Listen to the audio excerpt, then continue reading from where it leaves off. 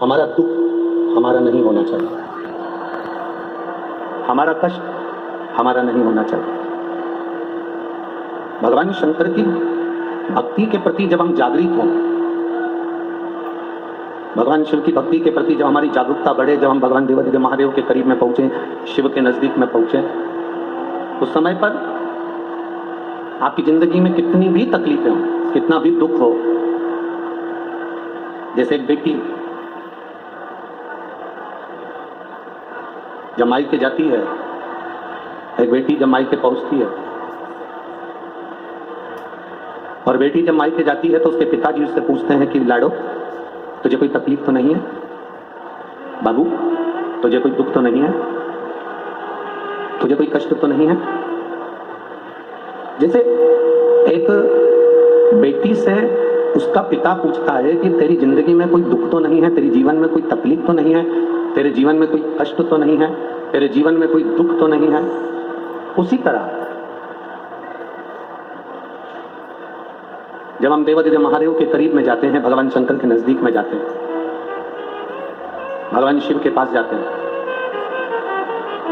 भले महादेव आपसे बात ना करें, भले भगवान शंकर आपसे बात ना करें, पर जिस समय पर हम धीरे धीरे बाबा देवाधिदेव महादेव को जल चढ़ा रहे होते हैं, उस समय पर महादेव हमारे चढ़े हुए जल से हमारे नयनों के आंसू को पहचान कर हमारी झोली में खुशियां प्रदान कर देता है।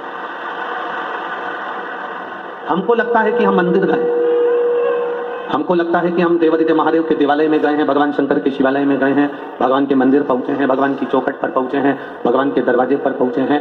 पर सही मायने में देखा जाए तो हम भगवान शंकर के मंदिर नहीं गए, हम शिव जी के शिवालय में नहीं गए, हम भगवान शंकर के देवालय में नहीं गए। माना जाए तो हम अपने पिता के करीब में पहुंचकर अपने दिल की बात अपने बाबुल से, अपने पिता से कहने के लिए पहुंचे हैं। अपने पिता से कहने के लिए हम अपने दिल की बात बाबा देवाधिदेव महादेव से कहने के लिए पहुंचे।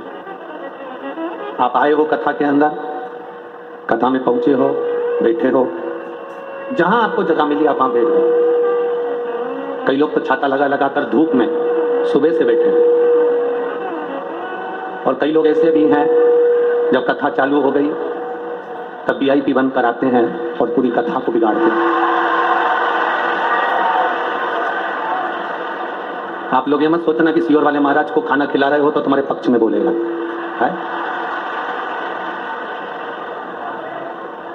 कथा करने के लिए बाबा देवाधिदेव महादेव की अगर कथा सुनना है तो जैसे ये सब सवेरे 9 बजे से आकर जगह संभाल कर बैठते हैं, वैसे आपको बैठना चाहिए।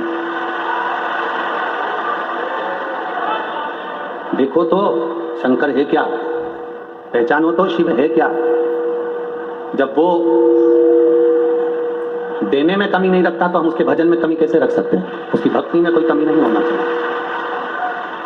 आपकी भक्ति जितनी दड़ी बना सकते हो उतनी दड़ी बनाओ, आपकी भक्ति जितनी प्रबल बना सकते हो उतनी प्रबल बनाओ।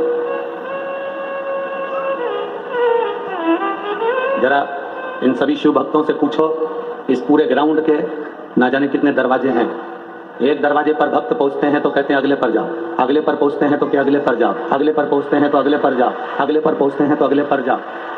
कोई पांव से तकलीफ में है, कोई वृद्ध है, कोई बूढ़ा है, कोई बच्चे वाली है, कोई गर्भस्थ है। कितना पूछते पूछते तब जाकर बड़ी मुश्किल से इस ग्राउंड के अंदर प्रवेश कर पाते हैं, तब पहुंचकर कथा का रसतत्व ग्रहण कर पाते हैं, तब इस कथा को मिल पाती है। बाबू, कोटा की माताओं और मेरे भाइयों,